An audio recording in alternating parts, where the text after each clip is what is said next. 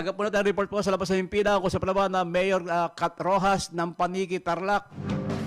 Nanawagan po sa DPWH na aksyonan ang kanila pong proyektong nakatiwangwang. Aba, narito ang balita ni Jude Briones.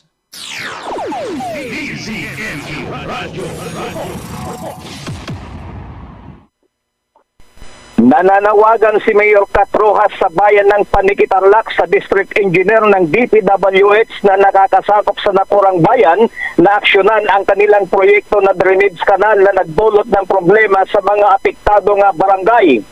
Ayon kay Mayor Kat Rojas, sumulat na sila sa DPWH noon pang Hunyo 16, 2025 kaugnay sa problemang dulot ng kanilang proyekto sa Barangay Tablang at istasyon ng naturang bayan na hanggang sa kasalukuyan September 10, 2025 ay wala pa umanong natatanggap na tugon o nakikitang hakbang na ginagawa ang DPWH sa proyektong kanilang ginagawa na nagdulot ng malaking kalbaryo sa mga apektadong mamamayan sa mga naturang barangay.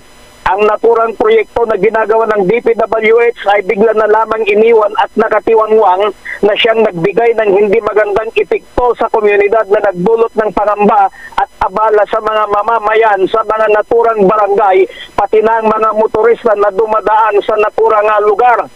Mula Hunyo 16, 2025 na sumulat si Mayor Kat Rojas sa DPWH hinggil sa kanyang panawagan ay kaninang umaga September 10, 2025 ay nagtungo ang mga taga-DPWH na nakakasakop sa naturang proyekto sa mga naturang barangay sa opisina ni Mayor Kat Rojas at sinabing aayusin nila sa lalong madaling panahon para masolusyonan ang nasabing problema.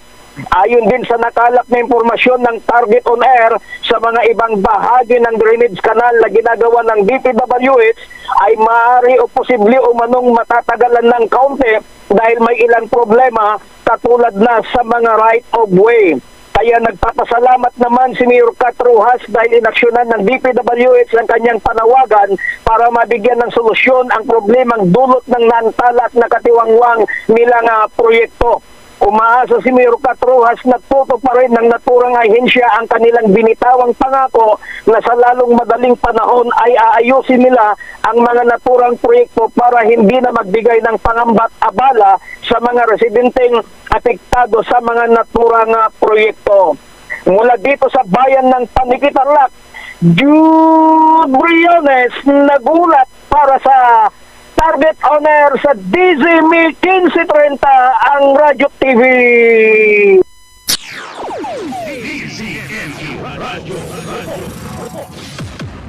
Maraming salamat kay Jude Briones. Ayan talaga natutuwa yung mga technical people kapag nag-e-extra si Jude Briones. Maraming salamat kay Jude Briones.